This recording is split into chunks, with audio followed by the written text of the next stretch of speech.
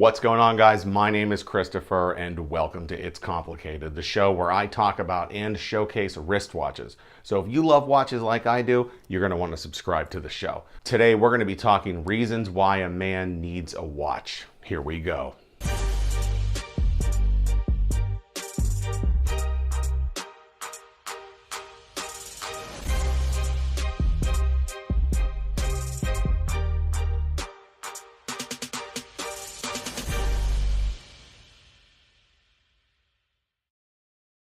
You know, a question I've been asked a lot of times is, why do you bother wearing a watch when everybody has the cell phone? That's actually what I'm recording this video on right now. And who doesn't love their cell phone? Who doesn't love technology? But there's still plenty of reasons why a man should wear a watch. There's a lot of reasons why a man needs to wear a watch. And it's sad that the younger generation, most of them will probably be without a wristwatch. Number one, it is the best men's accessory by far. You get to take it everywhere with you. You can wear it in the fucking shower if you want. You know, these broads, they get away with fucking earrings and pumps and skirts and outfits and clothes and handbags and all this other shit, right? We get a watch and maybe a gold chain. So let's not let them have all the fun. It says a little something about who you are as a person, you know? There's been an occasion or two where someone's asked me, is that a Rolex? And I'm like, yeah. And they're like, damn. You know, it kind of it gives you presence. That being said, don't wear a watch to impress anybody. We're going to be talking about that on another video. You know, and it doesn't take a rocket science to know that I'm a little obnoxious. And this watch, the Submariner, the Speedmaster, they kind of tie that together. Oh, here's the fucking guy coming with the gold chains and the Rolex and yada, yada, yada. They really do say something about who you are.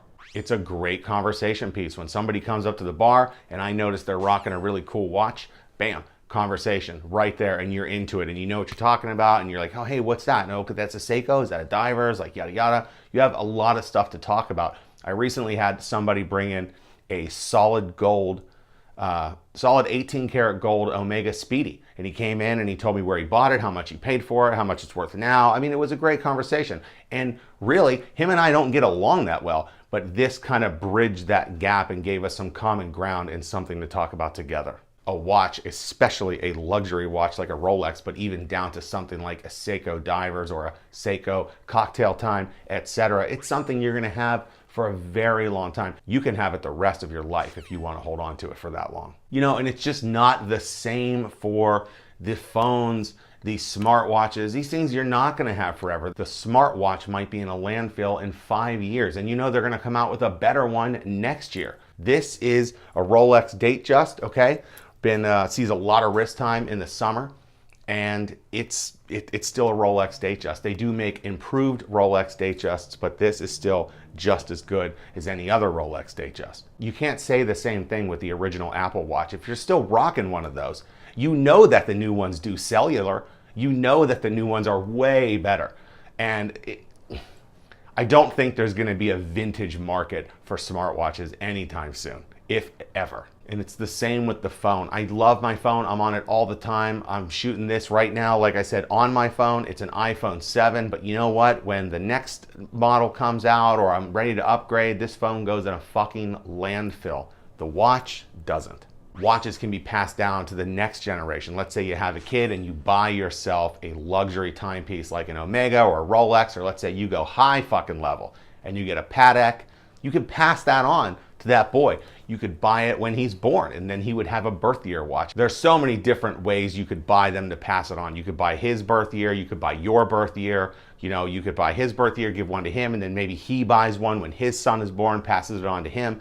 2 birth years in a row kind of thing there. And here's something a friend and I were talking about, the feeling you get when you put your watch on every day. I know every day I get out of the shower and I put on one of my nice watches. It is just an amazing feeling. You know, I bought my first luxury watch in 2015 and I didn't know if that allure, that lust I have for that piece, just how much I love it. I didn't know if that was gonna fade quickly, you know, if I was gonna have it a few months and then be like, this, you know, just I'm gonna get out of this and sell this. Nope, never happened. Totally in love with it. And 2 years later, I would buy my next luxury timepiece. It doesn't just feel good to put on a nice watch every day. It feels great.